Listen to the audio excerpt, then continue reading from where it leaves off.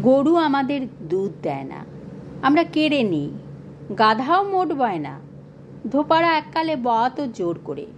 হিসেব মতো সিংহীও দুধ দেয়, সিংহ ওজন বইতে সক্ষম। কিন্তু সিংহকে দিয়ে ওসব করানো মানুষের ক্ষমতার বাইরে। ওই জন্য একটু বোকা আর ভালো মানুষদের গরু কিংবা গাধার সাথে তুলনা করা হয়। এই দুটো প্রাণীর নামে কোনো মানুষকে ডাকা মানে সেটা অপমান করা। কিন্তু কাউকে সিংহ বললে সে উল্টে গর্ববোধ করবে। সেই সিংহ যে আজ অবধি মানুষের উপকার করল না, যার সামনে মানুষ গেলে মুহূর্তের মধ্যে পরকারে চলে যাবে, সেই সিংহ হচ্ছে মানুষের চোখে রাজা। উপকারী গাধা হচ্ছে হাসির বস্তু। অতিরিক্ত ভালো হওয়ার সমস্যাই এটা। অতিরিক্ত ভালো মানুষরা কারোর কাছে গুরুত্ব পায় না। তুমি নিঃস্বার্থভাবে ত্যাগ করতে থাকো, ভালো মনে কারোর ক্রমাগত উপকার করতে থাকো, আঘাতের পর আঘাত সহ্য করেও হাসি মুখে কাউকে ভালোবাসতে থাকো, তুমি তার চোখে গাধা ছাড়া আর কিছুই হবে না।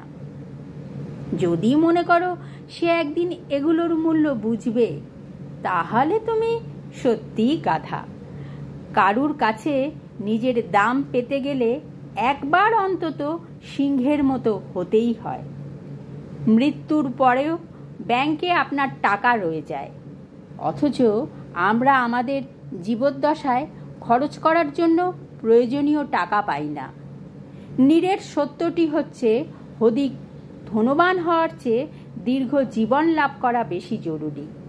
তাই অধিক ধনবান হওয়ার জন্য অবিরাম শ্রম না দিয়ে দীর্ঘ এবং সুস্থ জীবন যাপন করার চেষ্টা করা উচিত এবং নিজেকে সেভাবে গড়া উচিত।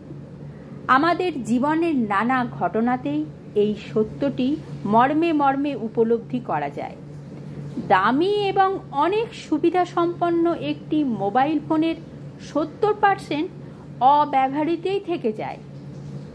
একটি মূল্যবান এবং দ্রুতগতি গাড়ির 70% গতির কোনো দরকারই হয় না। প্রাসাদ তুল্য মহামূল্যবান অট্টালিকার 70% অংশে কেউ বসবাস করে না। কারো কারো এক আলমারি কাপড় চোপড়ের বেশিরভাগ কোনোদিন পরা হয়ে ওঠে না। সারা জীবনের পরিশ্রমলব্ধ অর্থের 70% আসলে অপরের জন্যই।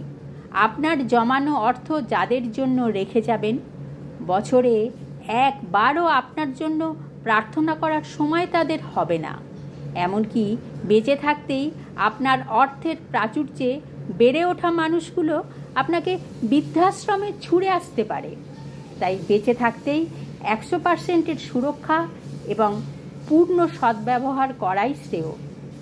করণীয় কি? অসুস্থ না হলেও মেডিকেল চেক আপ করুন। অতিরিক্ত দুশ্চিন্তা করবেন না। মানুষকে ক্ষমা করে দিন। রাগ পুষে রাখবেন না। মনে রাখবেন, কেউই রকচটা মানুষকে পছন্দ করে না। আড়ালে আবডালে পাগলা বলে ডাকে। পিপাসার্ত না হলেও জল পান করুন। সিদ্ধান্তটি সঠিক জেনেও কখনো কখনো ছাড় দিতে হয়। যতই বয়স হোক না আর ব্যস্ত থাকুন না কেন, জীবনসঙ্গীকে মাঝে মাঝে নিরিবিলি কোথাও নিয়ে গিয়ে হাত ধরে হাঁটুন। হোটেলে খাওয়াতে না পারলে বাদাম আর ঝালমুড়ি খান, আর তাকে বুঝতে দিন সেই আপনার সবচেয়ে আপন, কারণ আপনার সব রকম দুঃসময়ে সেই পাশে থাকে বা থাকবে। ক্ষমতাধর হলেও বিনয়ী হন। আর্থিক সঙ্গতি থাকলে আর সুযোগ পেলেই পরিবার পরিজন নিয়ে নিজের দেশ, এমনকি ভিন্ন দেশকে দেখতে বেরিয়ে পড়ুন। ধনী না হলেও তৃপ্ত থাকুন। মাঝে মাঝে ভোরের সূর্যোদয়, রাতের চাঁদ এবং সমুদ্র দেখতে ভুল করবেন না। বৃষ্টির জলে বছরে একবার হলেও ভিজবেন, আর দিনে 10 মিনিট হলেও শরীরে রোদ লাগাবেন। মহাব্যস্ত থাকলেও নিয়মিত ব্যায়াম করুন আর 30 মিনিট হাঁটুন। আর মহান সৃষ্টিকর্তাকে নিয়মিত স্মরণ করুন। সর্বদা হাসি খুশি থাকুন। সুযোগ পেলেই কৌতুক পড়বেন। পরিবারের সবার সঙ্গে মজার ঘটনাগুলো শেয়ার করবেন।